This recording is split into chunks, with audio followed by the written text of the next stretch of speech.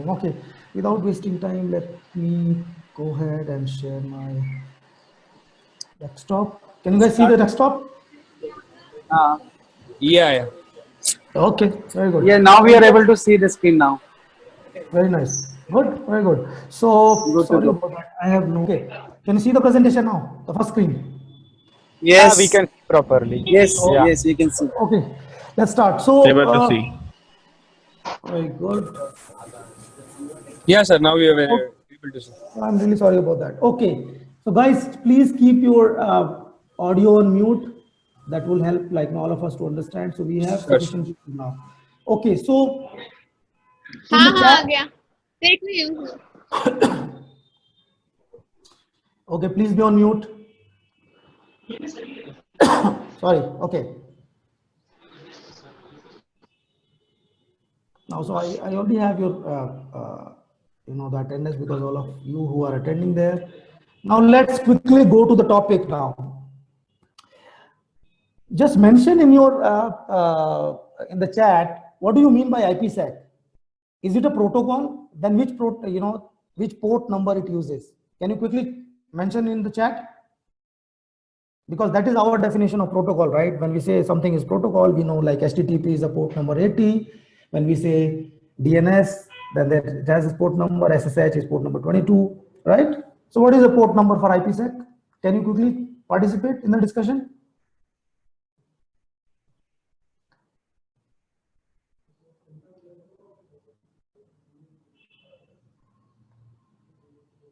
Okay, good. So 500 UDP, yes, I can see. Then IPsec is a framework. Anjana says it's a framework. Okay, good, very nice. Sonam says unable to hear anything. So I'm not sure because most of you are able to hear me. Okay, port 55. Okay, so this is the first lesson for you while we say demystifying IPsec. The very first thing is IPsec by itself is not a protocol. Okay, it is some kind of software. In some layman term, you can tell it as a software, or in a more sophisticated form, you can tell it as a framework. Framework means it is having a lot of bits and pieces, and everything collectively can be called as IPsec. Okay, so this is the first thing which you learned today. So by that definition, if it is an IPsec is a protocol, if you just open your checkpoint dashboard, right? This is your dashboard. I just share my entire desktop so that I think all of you can see what exactly is happening. Okay. Can you see my desktop? Please mention in the chat.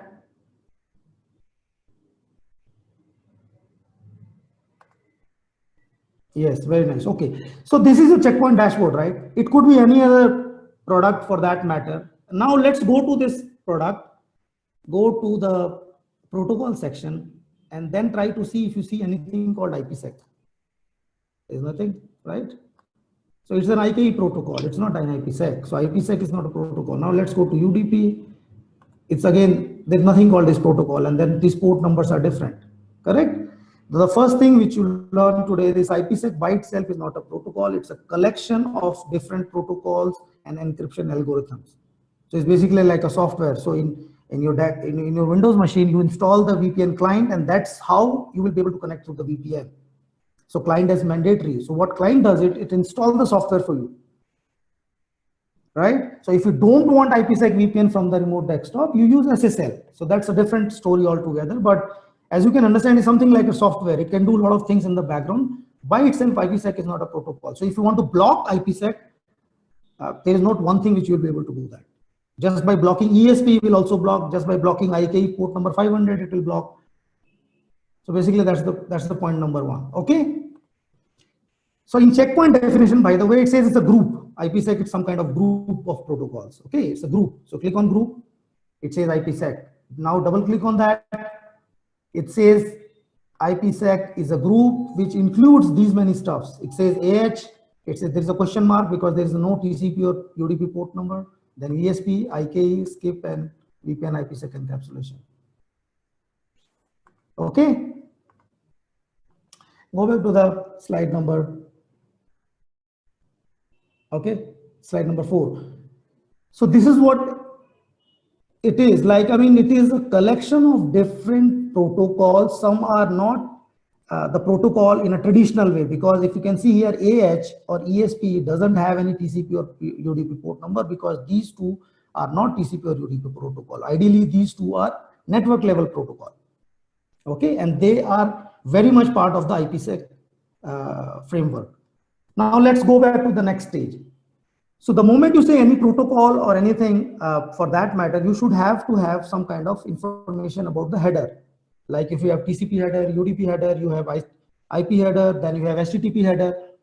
Similarly, you should have some kind of header, and header can give you significant amount of information about that particular protocol.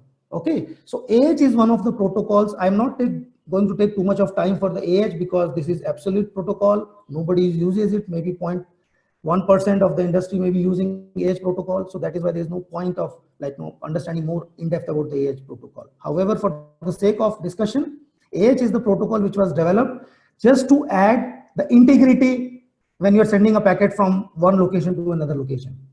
Okay, that's the integrity part. That's so that you make sure that nobody has modified the packet on the way. That was the only thing. But as you know that in VPN, that is not sufficient. We want packet has to be packet when moving from location A to location B, it has to be completely encrypted. Now look at carefully this header of ESP. ESP is the one which is the network level protocol. It has something called SPI, the header says, then it has something called sequence number, then it is having some initialization vector, and then below the dotted line, as you can see here, it says protected data. So protected data is nothing but the encrypted part. So when you are sending the packet from location A to location B, the entire packet will be encrypted, and then it will reach to the destination. So, okay, quickly. So can you see this topology diagram, all of you? Sorry about that. Can you see the diagram? Okay, very nice. So this is your client A behind a particular firewall. It could be Checkpoint, Cisco, Palo Alto, or anything, right? And this is the external interface. Let's keep it as a very simple topology. Okay, so you have internal, then you have external, and that connects to the internet part. And similarly, you have a remote VPN gateway, which is having something called internal, and then there is an external. Okay, so when you want to connect from client A to client B, you start, suppose, a SSH or a ping packet or a remote desktop, right? So your source is this, right? So this is your source. Sorry about this bad diagram. And your destination is this one, client 2. This is how the packet will look like at this level. Okay, the source is 172 series IP address like this, 172.168.10.20, and destination is 10. Once it reaches the VPN gateway, depending upon your configuration, it will see whether the destination is part of some encryption domain or not. If it says yes, it is a part of encryption domain, then this particular gateway A, will initiate a VPN communication via internet to gateway 2. And we will go in depth about that, how exactly it does, what are the things which are playing that role. While all these things have happened, this entire packet with this source, this destination, and maybe it's the ping, ICMPN, and anything like that. Once the tunnel is established, this entire packet will be encrypted, this portion. So you do not know whether somebody is doing a ping or not. So even if you are a person sitting in ISP and you are able to do some kind of port mirroring and sniff the packet, you will never be able to know what is happening inside, whether somebody is sending an email or doing a ping or remote desktop or SSH, because this entire packet is encrypted. A new packet is formed, a new packet with the source of this gateway and destination of this particular gateway. So if you are sitting here on internet, you will only say that somebody like 150.10.10.100 is sending something to 160.20.20.100. That's it. What is inside is I have no clue. That is job of the VPN. Okay, we'll see much more in detail by looking at the next slide. So this is where we were. So we are talking about the protected data. This is where your packets will be available, and then certain amount of packet length will be added and authentication data for, because obviously when you cannot just send to anybody, the packet has to be authenticated. Now the core of any VPN is three things. All of you know that, right? Whenever we are sending any data via shared medium like internet, why I'm saying internet, because anyone can sniff your information, and you have to make sure that you are encrypting and sending it properly to the destination. So you have to make sure authentication is happening, like gateway 1 is able to authenticate to gateway 2, right? And vice versa. You can do that through pre-shared, you just type the same kind of password on both the gateways and both can authenticate each other. Then there is something called digital certificate. These are the only two methods available as of now to authenticate each other. Digital certificate is much more secure and recommended, but in case if there is some challenge using digital certificate, you can still use pre-shared. But make sure you are typing a tough password for pre-shared. A lot of people I have seen, they just type Cisco 123 or VPN 123, but that's not a good idea. Second thing is encryption. So now you have the tunnel and you have to take care about when the packets are moving from gateway 1 to gateway 2, it has to be encrypted so that nobody sitting in between or the man in middle will be able to see what is inside. Even if they can sniff the packet, capture it, everything, when they go home, try to decrypt it, they will never be able to do that. And third part is integrity. That of course the hacker cannot see what is inside it, but they can play that, they can modify certain data inside your packet and try to see like some mischievous things. They will be able to try to do that. Even that you want to avoid that. So you have to make sure the packet is the integrity is retained, packet is encrypted, and also proper authentication is happening. So these are the three things which you have to do that. Now let's talk about some common terms. So see, the idea of this today's session is to teach you and just go through each and every major information which you may have to go through, understand each and every stuff, so that any amount of the VPN configuration whichever is required, you will be able to do that. Some of the devices may not give you certain settings to do that. That doesn't mean that setting is not available. For example, IKE version. If Cisco doesn't ask you for IKE version, that doesn't mean that you will say I do not know, because ultimately your VPN will fail. Similarly, like PFS, perfect forward secrecy. We'll talk all those things, but why I'm telling you all these things is if PFS is enabled by default or not. Do you know that? So all these components one by one, you have to make sure that you know each and everything. So very first important, IKE version. So you have version 1 and version 2. So in the VPN gateway, you have to make sure that both the versions are same. You cannot create a default. Suppose there is a hardware which is having a IKE version 1 by default, and then there is another hardware which is having IKE version 2 by default. And you are not sure about it. You are just done with your basic configuration of encryption, hashing, VPN domain and remote gateway, stuff like that. Still it will fail. So version is very, very important, and looking at what is the default version which is available on both the gateways. Okay. Next thing is authentication part. Yeah, so we will share you this, the presentation for sure. So you don't have to take any note out of it. Just be with me, understand what I'm saying, and then when we'll open for question and answer session, we can participate. And if you have any questions related to VPN, you can ask me. Okay.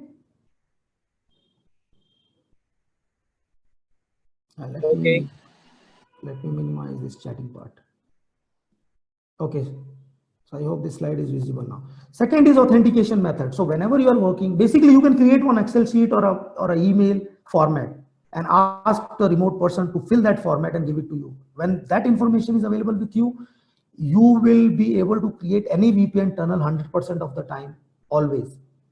Okay. So create a sheet, ask them to fill this IKE version. If they do not know, let them check with the default setting and come back to you and tell that, okay, yes, IKE version 1 is there, so that you can make the similar changes on your firewall.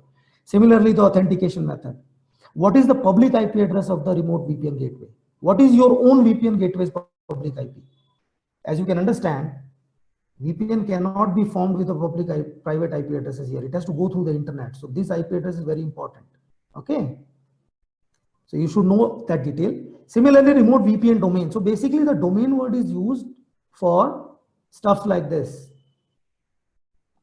So this is your VPN domain. one VPN domain. This is because the packets behind this firewall should be encrypted when it is time to reach to this VPN domain. So this is a VPN domain. This is domain 1, this is domain 2. So this information you have to have, right?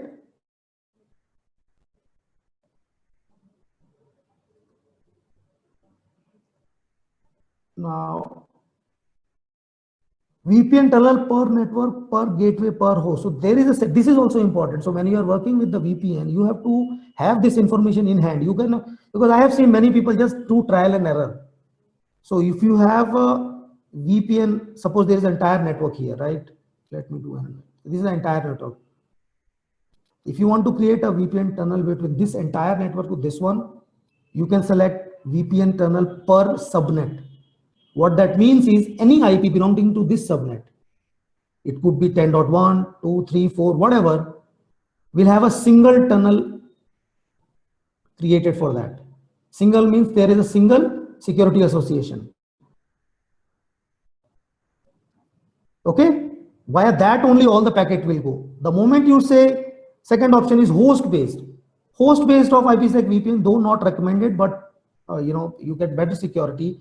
A single IP like 10.10 is a single host can create a tunnel with 10.10 here. So just imagine the amount of permutation and combination possible. So here you have 254 IP addresses, correct? Similarly, you have 254 here. And if you select IPsec tunnel per host, you just multiply 254 by 254. So those many tunnels will be established, which is actually not required. But if you want to give more security to a specific server, you can have that. But network level is good enough. The third is gateway level. So basically, you may have another LAN here, correct? There is another LAN on this side. This is 172.168.10. It could be 20.x network. 2 subnets are here. Then here also it could be 20.x network. So you can create saying that a VPN tunnel between gateway level. So this gateway to this gateway, one tunnel only. It does not matter whether this network is going or this network is passing, only one tunnel. So performance is much better. But the recommended and what we suggest is you should have network level. So this network, when it is talking to this one tunnel, when this network talking to another is a second tunnel, similarly for this and this, another tunnel. So total 4 tunnels will be required. Okay, so this is one other setting which you have to make sure that you know about that. Then this is another important part, network NAT inside the VPN. What generally people do, or I have seen the administrator, they will do, or the configuration will be the NATing for this particular network, right? Or they forget to make that, because generally if this users wants to access internet, this user want to access internet, right? So there will be NAT here, correct? So when this same network wants to go here for a VPN, netting will automatically be applied for no reason. So in your box, VPN gateway, you have to make sure that you disable netting if you want this network to connect here. Unless there are some scenarios where you have to have NAT as well. But under general circumstances, there should not be no netting between this network to this network. Since netting is already done for a specific domain so that they can access internet, VPN fails, right? Because you have to disable NAT between the VPN domains. This setting you have to find out in your device, how exactly it is happening. Now, let's move to other stuff. Now, VPN is all about 2 phases, phase 1 and phase 2. Right? So in phase 1, I'll show you the setting on checkpoint. On phase 1, all the settings for the IKE has to match exactly the same way in the gateway 2. Okay? So here is the phase 1 setting. So let's go and open our checkpoint firewall. See, I mean, you have to do the same thing on any other vendor. So if it is Cisco, you just look for the Cisco documentation. If it is Palo Alto, look for their documentation and make sure the VPN configuration is matching exactly the same way, because different vendor will have a default settings for the different requirements, right? Let's let me see here.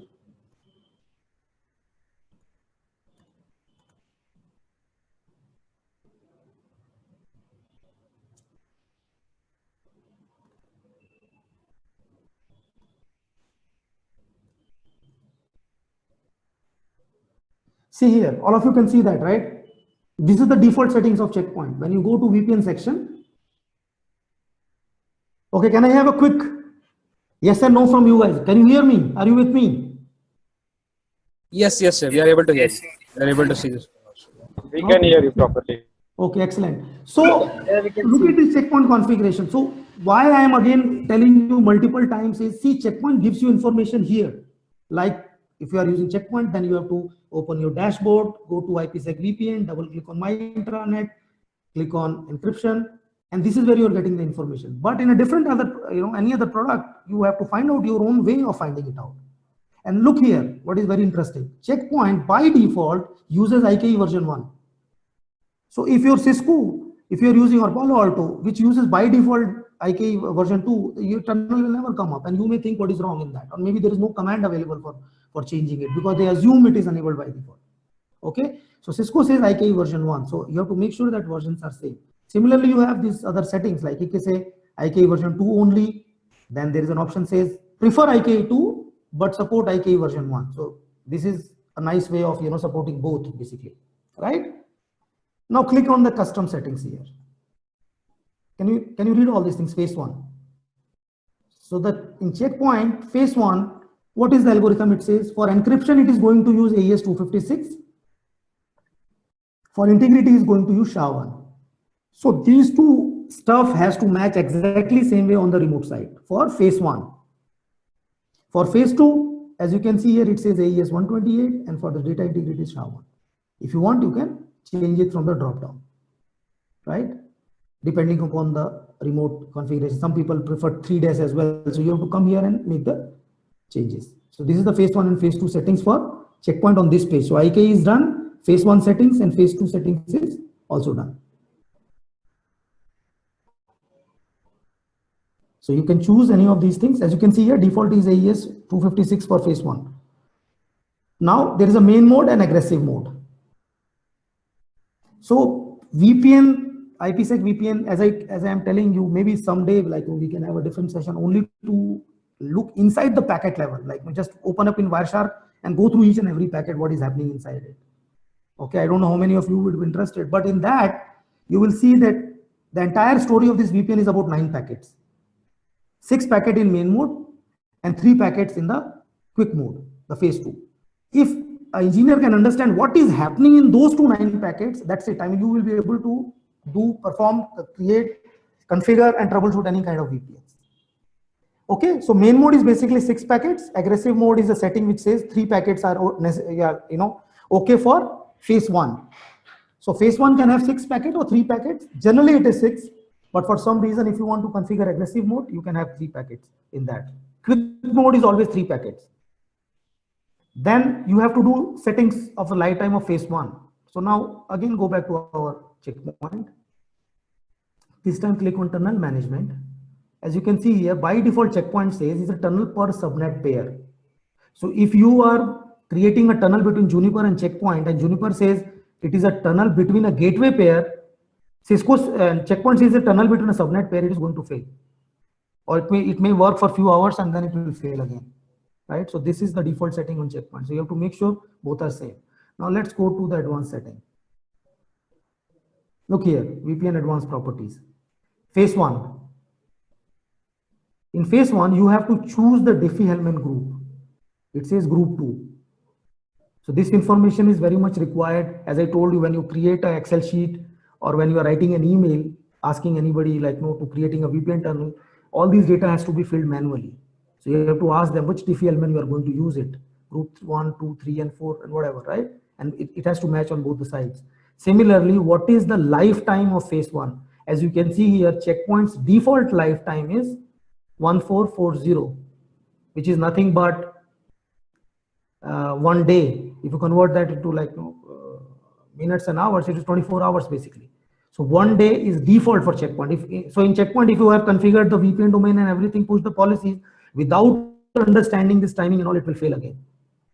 So checkpoint by default says my phase 1 life is one day for phase 1, and for phase 2, can you see here? It is 3600 seconds, which is 1 hour. I'm sure in Cisco it is different timing. So if you don't, when you manipulate that, again the VPN will fail. Either you change on checkpoint side or on the Cisco side to make sure everything is working fine. Okay. Now comes the interesting part. So I will tell you, since we are discussing all these things. Now, what is DiffieHellman? So DiffieHellman is basically a key generation protocol. You understand what I'm saying? Key generation.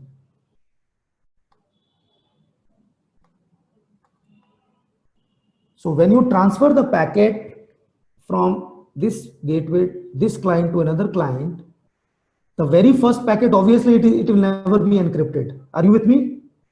Very first packet, do you think it will be encrypted?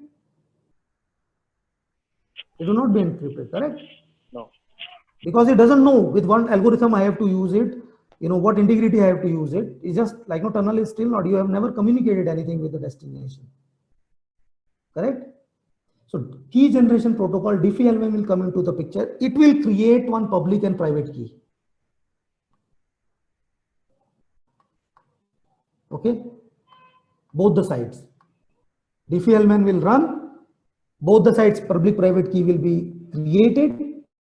Public will share to each other via internet, because if the hacker is there, even if he captures the public key, does not matter. And since both of the gateways are having each other's public key, now further communication can happen using that encryption, using that public key. And then the private keys, anyway, they are private, so they will be able to open up.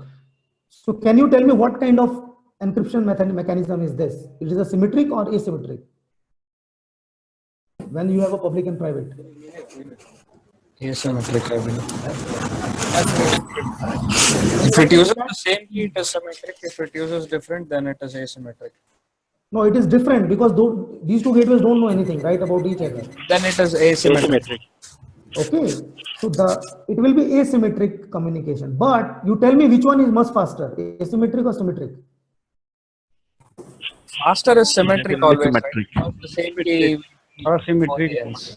Sorry, symmetric is faster. Symmetric is faster because you use the same key, right? Yes.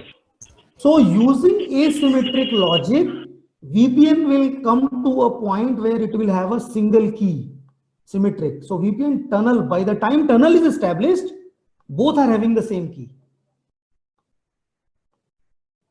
You understand? Before tunnel starts, it starts like this concept. So this is the role of a DiffieHellman. DiffieHellman is an algorithm to generate public-private keys randomly. Is it clear? The higher the number you choose, the secure it is. So basically, it is not secure, I would say. I'll tell you what exactly it is. More complex. Yes, so the length of the key will be much higher. Okay. So if you select 1024 bit, so the public and private key length is 1024. Basically, it's a very large the prime numbers. If you have read the mathematics prime and composite, it's very, very large prime numbers which are getting created in some mathematical formula. Sir, sorry to interrupt. I have a doubt here. Yeah, go ahead. The public key is shared Okay, at both the ends, right? Who is this? Can I have your name? Yeah, my name is Rohan.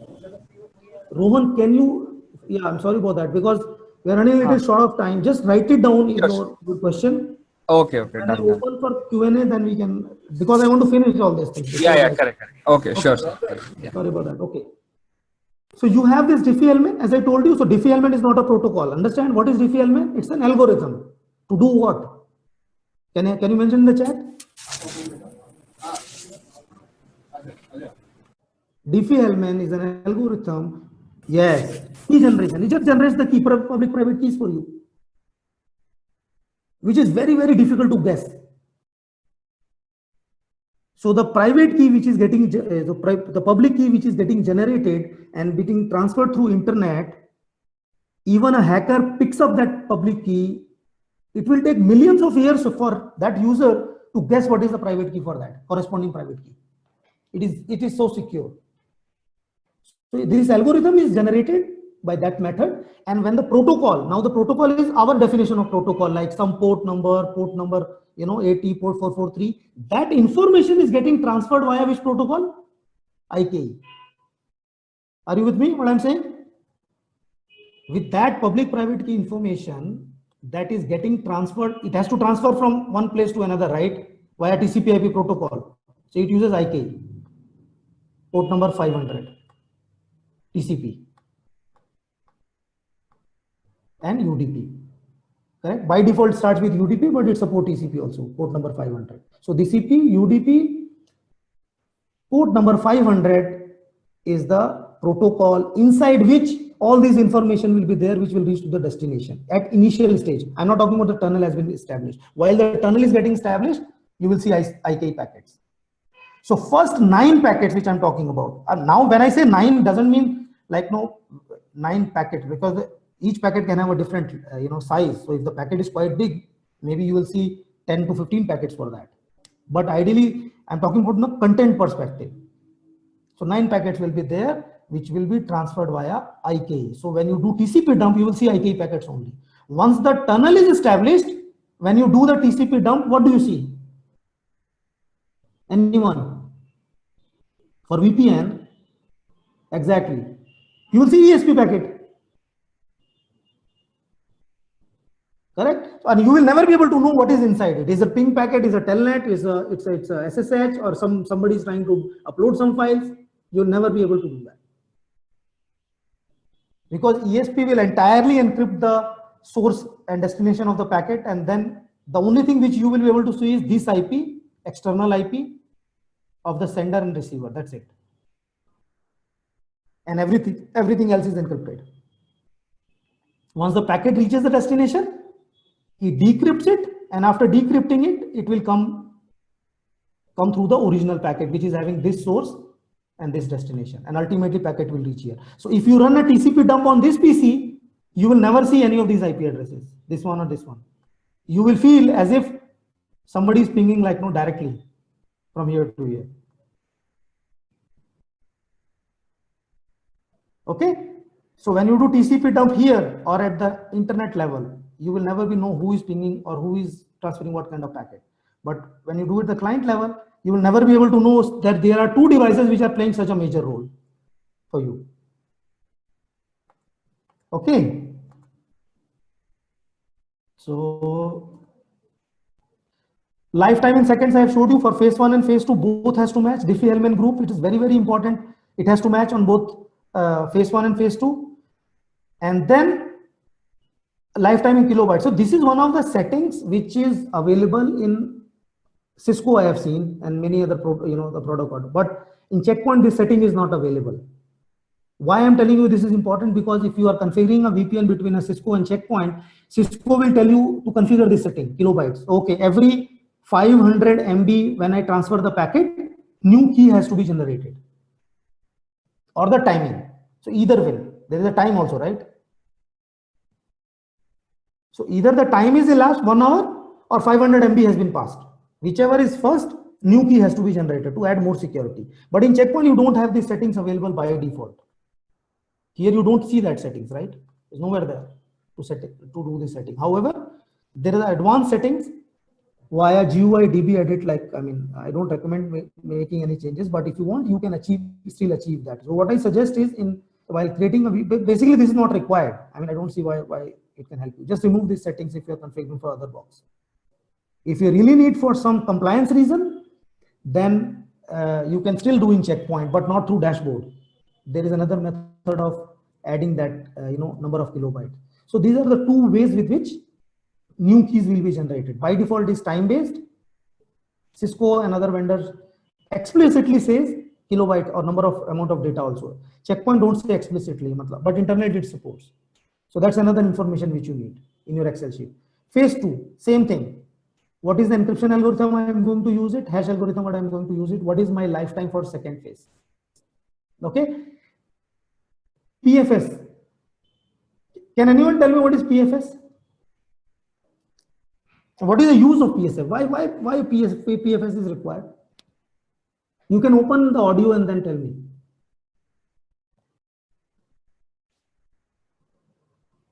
Anyone?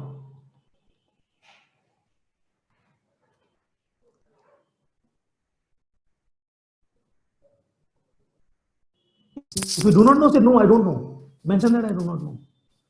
So it is generating second time key. Why it is required? I'm asking Extra why. security. Like how? No, but this is a very generic answer. See, VPN is all about security, but why? What is the logic behind that? How it will give you better security? No. Clear text package, no, that's not the answer. It gives extra security, but how? Why first of all it's required? If I don't do what I will miss? Anyone? If the IQ version 1 key exposed, this key giving more security to generating a second time security key. Okay. No, but that's not the actual reason. Okay, I'll tell you the reason. Understand this. To come to a common key, as I told you, right, by the time tunnel is established, you both have same key, right? On both the sides. This key is dependent on phase 1 key. Some mathematical correlation is there. Okay, in phase 1, when you get the key for encryption and decryption, right? That key is used to generate in phase 2 also as a seed or as an additional value. It's not exactly used it, but this phase 2 key is dependent on phase 1 key in some way mathematically. You understand what I'm saying?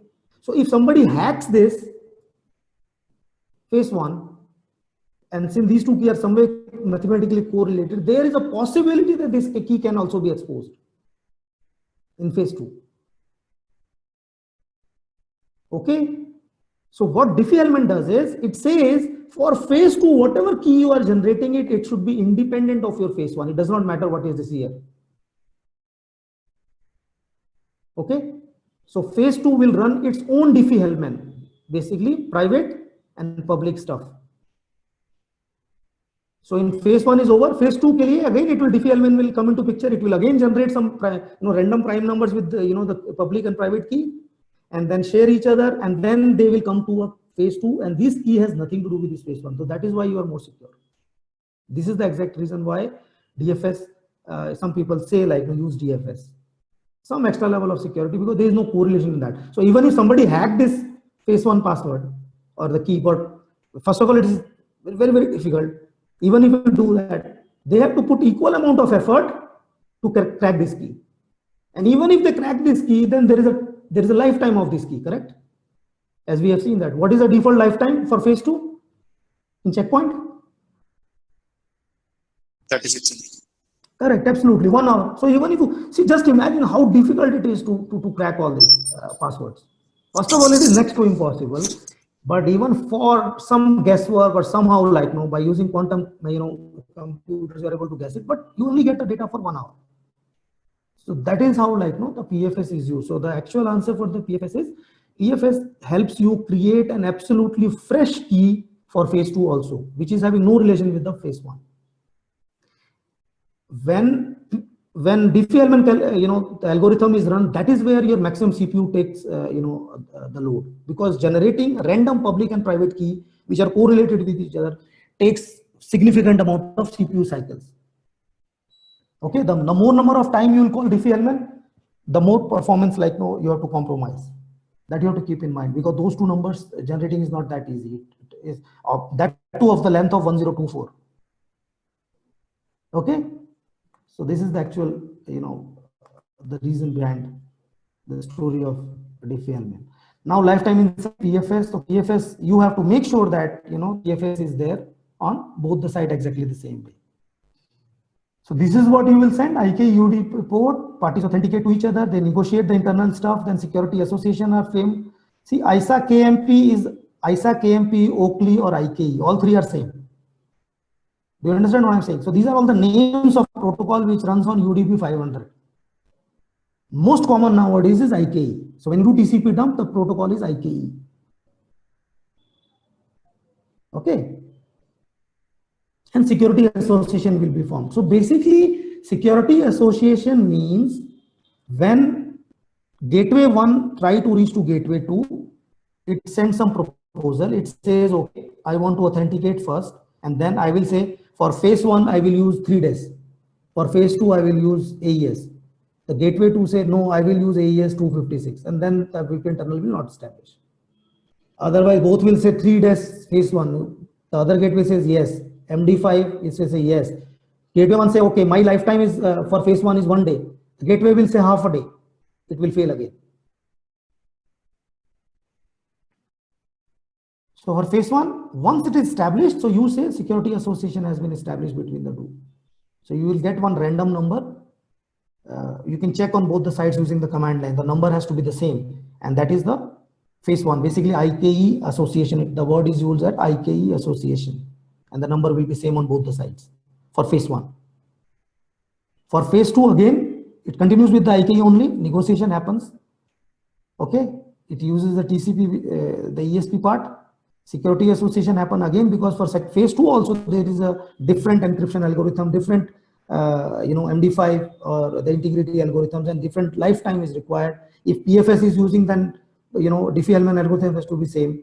So phase 2 is also be associated, and only the 10th packet is your original packet. You understand? So first 9 packets, 6 in main mode. Okay, if it is aggressive mode, then this is 3 packets. So I'm not talking about aggressive mode because this is used in special cases. 6 plus 3 packets are transferred, not individual packets. Again, I'm telling you, because first packet itself could be so big, then it could be sent in a multiple, 5, 6, 10 different packets are required. So once these packets are done, 10th packet is actually encrypted packet. Suppose if you are pinging from here to here, it is your 10th packet. Before that, this has to happen before establishing the tunnel. Once the tunnel is there, then it will see when you are trying to access this machine. Suppose you want to take an RDP to this one, packet reaches here. It will see whether any security associations are already there or not for this gateway. If it is there, then it automatically uses the same associations and packet reaches there. If it is not there, it will initiate a IKE tunnel. That 6 packet. Then once it is done, then 3 packets will be used. Now,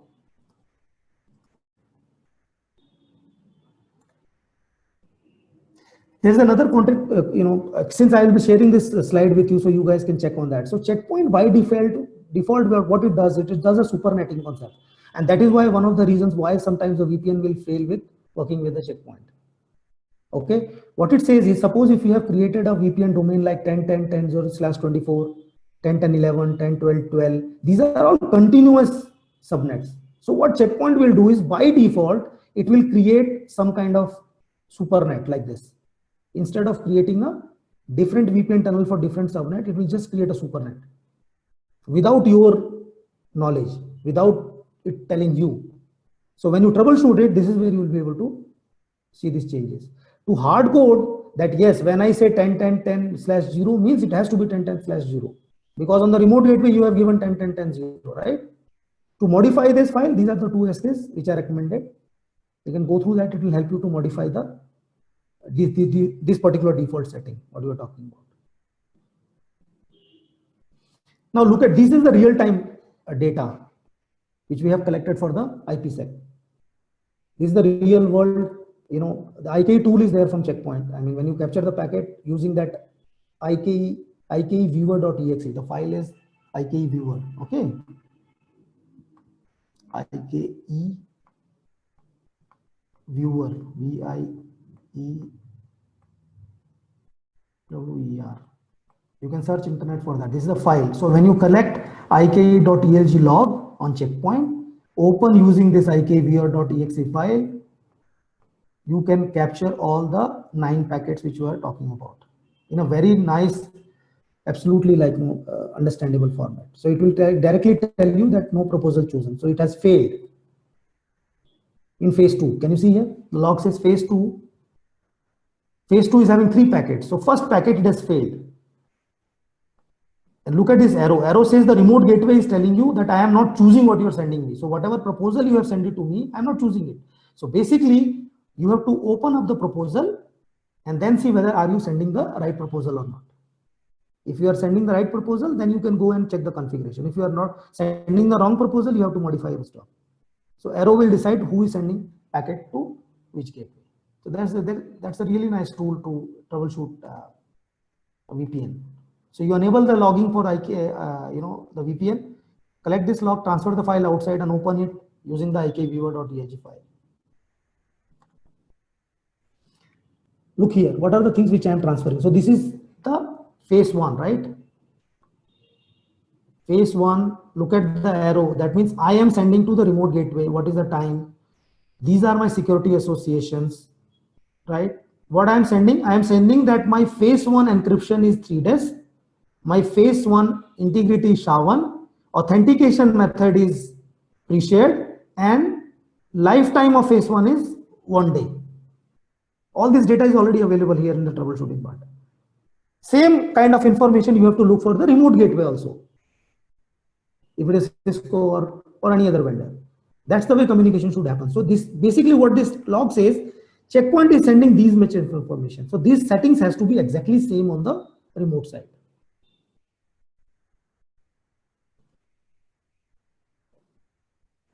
Now, look at this authentication method. So if it is going to, so this looks like a Cisco's default gateway because Cisco is by default is like 28800. Correct? So it will give you some kind of method, no proposal chosen. And if Cisco is trying to send you, look at the arrow. So basically it's the remote gateway who is sending you the phase 1 first packet. And this is the, the security association it is sending. AES 128, SHA-1. This is your DiffieHellman 1024 pre-shared. And then the duration of the, the key. And look at this arrow here. So checkpoint is sending the arrow to Cisco, telling that no proposal chosen. So what it means is there is something wrong in any of these settings on the checkpoint side. So you have to go and open checkpoint and make the necessary changes.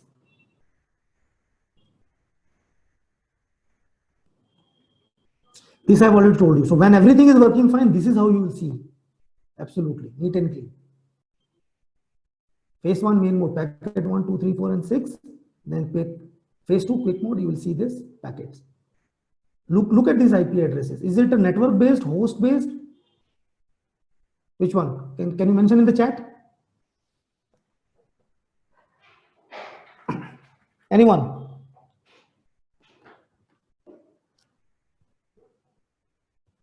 Okay. Look at this IP address. It's an individual IP to IP. Quick mode is saying I will create tunnel for this IP to this IP only. So it's IP to IP. So basically it's a host based.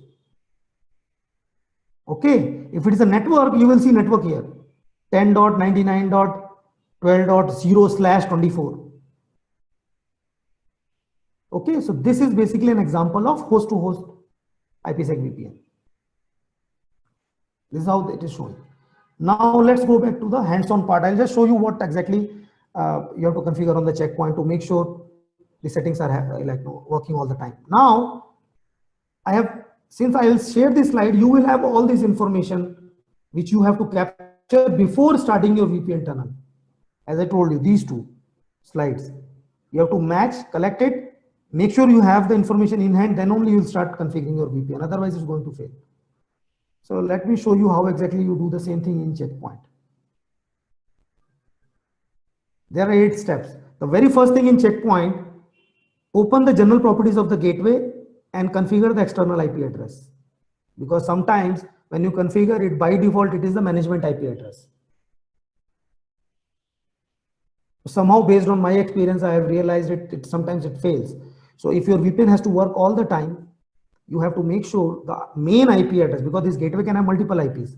The main IP address must be the external IP address of your firewall. So in this case, if I'm creating a checkpoint object, my checkpoint object's IP address must be this. Okay.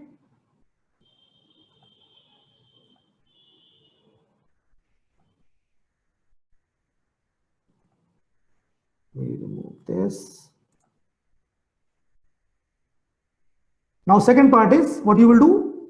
Very first part is change the IP address to the public IP. Second thing what you are going to do is you create the remote gateway. Yes, Mahesh is asking VIP of a firewall, virtual IP. Yes, see if it is a cluster, it's a virtual IP. Virtual means external virtual. See, Mahesh, one gateway can have multiple IPs, right? Internal, external, DMZ, external, external one, external two, right? So you have to make sure you pick up the external IP address of your gateway. If it is a cluster, it's a virtual IP address. Your single gateway, it is just the external IP address. Don't use the LAN IP address or management IP address. Okay. So interoperable. Second thing what you are going to do is you create an interoperable object, the remote gateway. If it is Cisco, Juniper, Palo Alto, whatever. Right click, new interoperable object. Third thing what you are going to do is step 3. Basically 8 steps are required. Third thing is you create each other's VPN encryption domain. So this is your local LAN, this is the remote local LAN. So as per this diagram, client 1 is your local LAN. Suppose I am configuring this gateway. This is my gateway. I am here. So for me, this is my local LAN. This is remote LAN. That is the object you have to create. Then go back again to your checkpoint property, gateway property. Under topology page, select this manually or a group. Select your gateway, your local LAN. So basically this is your gateway. And this is your LAN. Similarly, remote gateway and remote gateway's LAN. You will configure, right? You created one object right here. You created one object, right? For this object, you will add this remote local LAN. So local gateway, this is local checkpoint, local LAN settings. This is remote gateway, remote VPN settings. You do that. Now go back to your VPN blade. Click on this, the mesh topology. You can create mesh, or star depending upon your requirement. Give some nice name to your VPN depending upon the location and all. And then click on the participating gateways. Now add both the gateways. This is your gateway and also the remote gateway which you have created. This remote gateway can be any device. Cisco, Juniper, Palo Alto, anything. Add these two. Make sure this IK settings, as I told you, right, phase 1 and phase 2, note it down, share with your remote partner, make sure that the settings are absolutely okay on the other side also. Okay. Now click on the tunnel management, as I told you earlier, default on checkpoint says per subnet pair. So you have to make sure the same setting is available on the remote side. However, as you have seen in one special case, even though checkpoint set is per subnet pair, but if you have a continuous subnet objects, it will try to do supernetting. So you have to disable that supernetting based on the SKs which I have shared earlier. Disable that so that you make sure everything is working fine. Now click on the shared secret, select the object and give the password. I am assuming it is between checkpoint and a non-checkpoint box. So open this remote VPN gateway, add the password. So password, you have to make sure that it is strong password and it is same on both the sides. Now, as I told you, match this timing is very important. DiffieHellman group is important. Phase 1, what is the lifetime? Whether PFS has to be used, should not be used. What is the lifetime of that? This is the setting on checkpoint on this page. So make sure everything is matching and also disable NAT inside the VPN community. So you, as I was talking to you, you can disable NAT here if you want, so that when client 1 is talking to client 2, it goes and reaches there without netting. If you don't do that, this IP will be, what the issue will happen? This IP will be natted by this external IP address. And once it reaches here and the configuration is checked, it will say, no, I am not getting IP from here. I am getting with some IP here. So my VPN terminal will not accept in phase 2. So phase 2 will fail.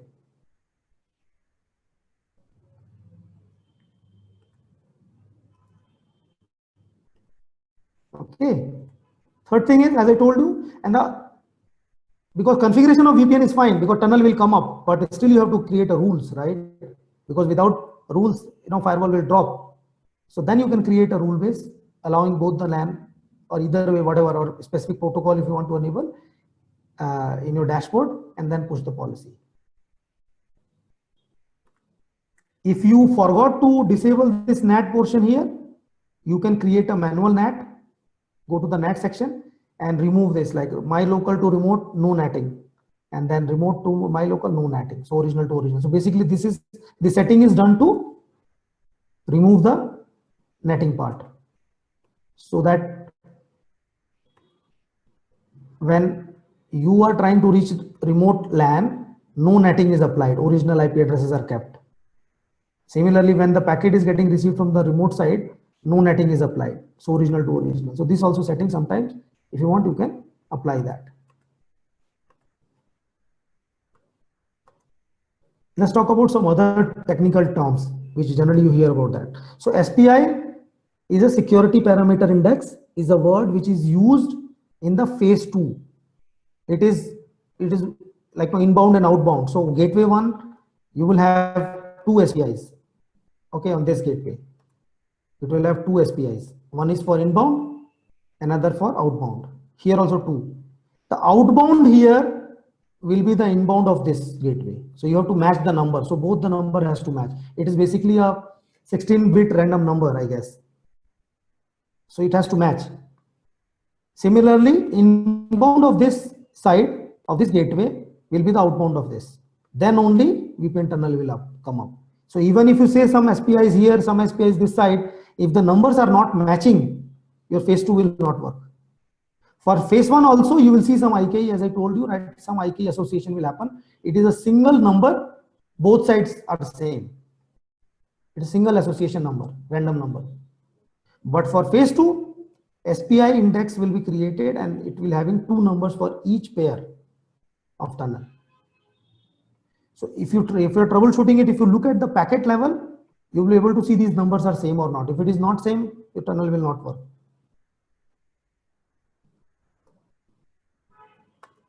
So that is called SPI. Transport and tunnel mode will not discuss today.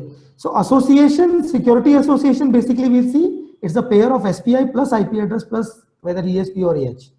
If you add all these 3 things together, we basically call them security association as we established. So between gateway 1 to gateway 2, some random number of SPI for inbound and outbound, and we are going to use ESP protocol or AH. So AH I'm not talking because nobody uses AH anymore. So this is called association. ISAC AMP and Oakley, it's an old name of IKE only. PFS we have already discussed, right? PFS is used to, can anyone tell now what is PFS?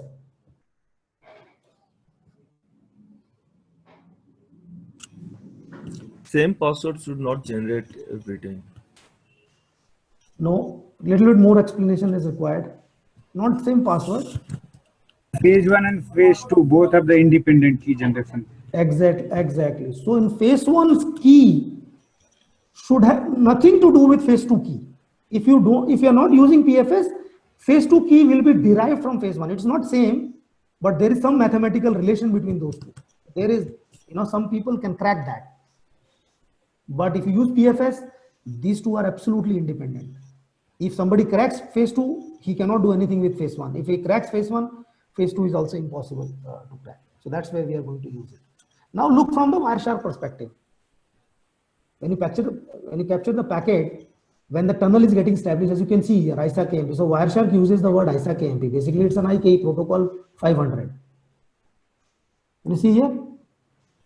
500. It's a UDP. It's a UDP packet. 500 is the source, 500 is the destination, and it says it's ISAC AMP protocol. It is a main mode, packet number 2. See, even Wireshark can give you all kind of information, and it also gives you security association payload. It can even share you the SPI number as well. As I have showed you earlier, the header will have SPI number. So if you do a TCP dump, you can find out whether the packet is getting shared with the proper SPI number or not. Can you see here SPI, all of you? So this number you can see in clear text. So when the tunnel is not coming up, you check this number and go and check with the command whether these numbers are same or not on both the sides. One inbound should be the other gateway is outbound. So this you will be able to find out. Okay, see here, this random number I was talking about. This is the SPI number. We are capturing on the Wireshark level. Protocol is ESP. This is the SPI number. So this number which you're capturing, you go to that independent that gateway and make sure that these numbers are there on both the sides. Then only tunnel will come up. Sometimes what happens is when the tunnel is up, you may have faced it that even if the tunnel is up, packet will not flow because both are having their own SPIs. Correct? But in a working situation, SPI number has to match on both the sides. Inbound, outbound of one side should match inbound, outbound, and inbound of the other side. Then only it will work for per pair of IP addresses. So these are some of the commands which you can use while troubleshooting. IK Viewer, as I told you, it is a part of CP Info tool. If you install that software, you will automatically get this software. VPN TU is the command. Generally, it is used in expert mode. You can also use VPN debug IK off and on, right? Then, as I told you, you can always use TCP dump is always available to make sure that. So my question is, very first time, suppose there is no tunnel.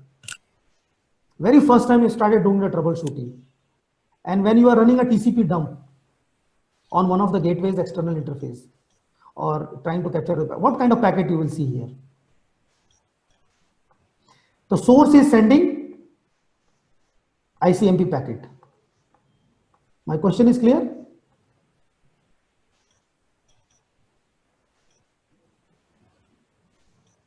So this source is sending ICMP to this packet. First time, there is no tunnel, nothing, is the very first time fresh things are coming up. And when you are doing TCP dump, what do you see here? Tell me. In TCP dump, very first packet, what exactly it will be?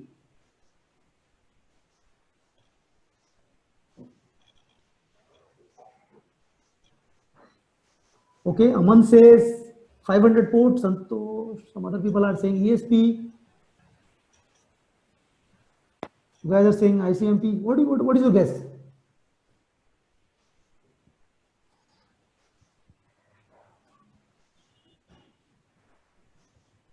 Okay, so guys, you understand, see, when the tunnel is not there, very first thing has to happen is establishment of the tunnel. Forget about ping. Ping will never reach. If you really want to try it out, try to ping between a fresh tunnel, the very first packet of the ping, sometimes you will see packet, request timeout. Because by the time it reaches, IK has to establish the tunnel part.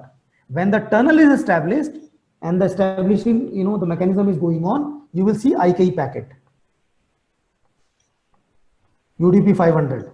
When you do TCP dump, you should be able to see this packet from the remote gateway. If you don't see, there is no point testing further. There is a routing problem, basically. Packet you should be able to see IK packet for no matter what. I'm not talking about ESP because ESP is encrypted. Once IK is successful with 9 packets, then ESP will come. For a successful tunnel, if you do TCP dump, you will always see ESP packet. You will not see IK. IK is again used for renegotiation of the keys after 1 hour and 1 day for phase 1 and phase 2. Okay, very good. So these are a couple of commands you can do that. Then there are some more commands. You can use this trunk also. Then these are all like, you must have seen like generally, the tag will ask for this kind of stuff, right?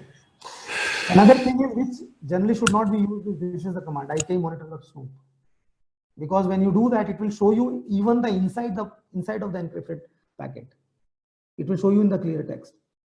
So if you run this command at gateway level, you will know that somebody is trying to access ICMP or telnet or remote desktop. It will show you the data also in the clear text. This is the command VPN debug mon. Output file will be generated and output file name is IK monitor.snoop. It's a fixed name. You cannot change that on checkpoint. Okay.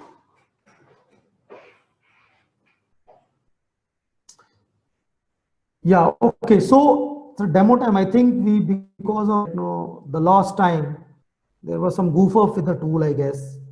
We lost some time. So demo, I wanted to show you too, but I guess I can show you only on one gateway, how exactly it is configured.